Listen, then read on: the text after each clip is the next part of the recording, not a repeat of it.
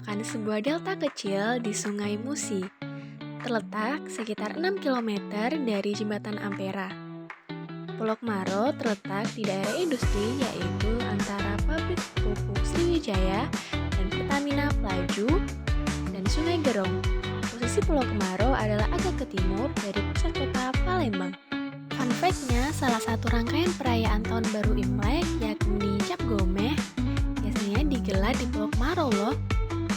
Cap Gomeh di Pulau Kemaro menjadi puncak perayaan Imlek yang dilakukan masyarakat Tionghoa di Palembang. Pulau Kemaro sendiri merupakan tempat bersejarah yang dijadikan rumah ibadah. Di sana terdapat objek wisata pagoda, kelenteng, dan makam. Tersimpan legenda cinta mengenai cerita antara Pangeran Tan Bun An dan Siti Fatimah.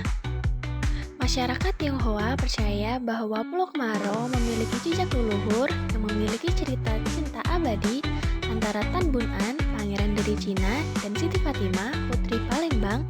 Karena legenda itu, Pulau Kemaro menjadi spesial. Nah, tadi kan kita udah belajar nih tentang Pulau Kemarau.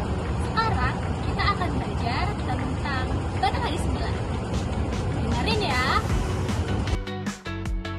Batanghari 9 mengacu pada budaya dan musik yang berkembang di wilayah Sumatera bagian selatan, yang berpusat di sekitar 9 sungai besar di Provinsi Sumatera Selatan.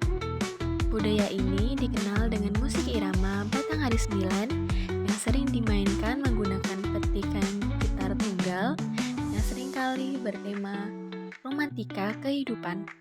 Secara harfiah, istilah ini berasal dari 9 sungai besar di wilayah tersebut, yaitu Sungai Kelingi, Beliti, Pakitan, Rawas, Batang Leko, Komering, Ogan, dan Lematang.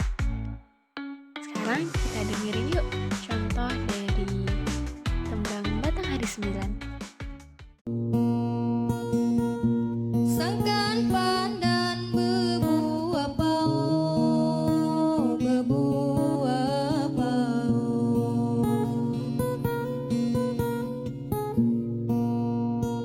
di dalam kebun, di dalam kebun, di debu bunga,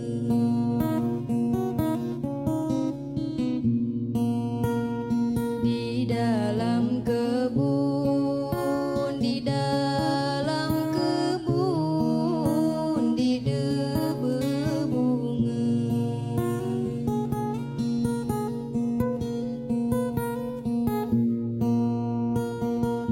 Sangkan badan merantau jauh, merantau jauh.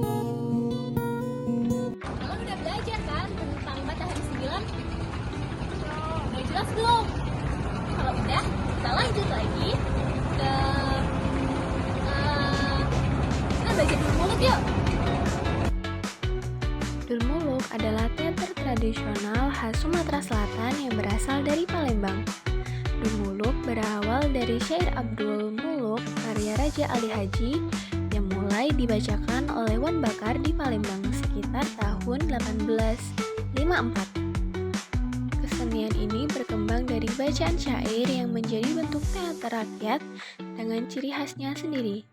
Cerita-cerita klasik seperti Abdul Muluk diadaptasi ke dalam budaya lokal dengan sentuhan khas Palembang. Pementasannya dilakukan di panggung sederhana dengan dialog spontan dan seringkali mengundang unsur humor. Diiringi musik khas Palembang untuk memperkuat suasana pertunjukan. Abdul Muluk menggunakan kostum khas tradisional daerah. Selain kisah Abdul Muluk, cerita lain seperti Siti Zubaidah juga sering dibawakan. Dul Muluk merupakan bagian penting dari identitas budaya masyarakat Sumatera Selatan dan telah ditetapkan sebagai warisan budaya. Sekarang kita akan belajar tentang tarian Yasaman. Lagu Yasaman adalah lagu daerah Sumatera Selatan, tepatnya Palembang. Penciptanya yaitu Kamsul Al-Harla yang mulai diperkenalkan pada tahun 2009. Maknanya menunjukkan kesan positif dan pujian terhadap gadis cantik. Liriknya juga mencerminkan tentang pencarian jodoh istri yang sesuai dengan liriknya, yaitu laki yang benar-benar sukoloan. Kita udah belajar kan tentang keragaman budaya ini. Sekarang keragaman yang terakhir, makanan kesukaan kita, pempek. Siapa yang di sini suka? Ayo kita dengerin penjelasan tentang kuliner pempek. Pempek atau empe-empe adalah makanan khas Palembang. Pempek terbuat dari daging tenggiri atau gabus yang digiling lembut dicampur dengan tepung kanji atau tepung sagu. Pempek mempunyai sejarah yang unik dan tidak dapat dilepaskan dari masuknya para perantau Tionghoa ke Palembang semasa pemerintahan Kesultanan Palembang Darussalam ketika dipimpin oleh Sultan Mahmud Badarudin II pada abad ke-16 Masehi. Berdasarkan cerita rakyat, pempek dijual keliling kota oleh seorang asal Tionghoa yang sering dipanggil Ape di sekitar tahun 1617 Masehi. Ape sendiri dalam bahasa Tionghoa berarti paman atau laki-laki tua. Ape tinggal di pinggiran Sungai Musi dan memiliki ide untuk memanfaatkan potensi ikan yang melimpah dengan cara mencampurkannya dengan tepung seperti bakso. Lalu Ape keliling untuk menjajakan dagangannya. Saat itu belum ada nama. Pembeli memanggilnya Pek-Pek, dan saat itulah tercipta nama pempek. Nah, sekarang kalian udah tahu kan keragaman budaya yang ada di Palembang? Ayo sama-sama jaga dan melestarikan keragaman budaya yang ada di Palembang. Terima kasih sudah menonton.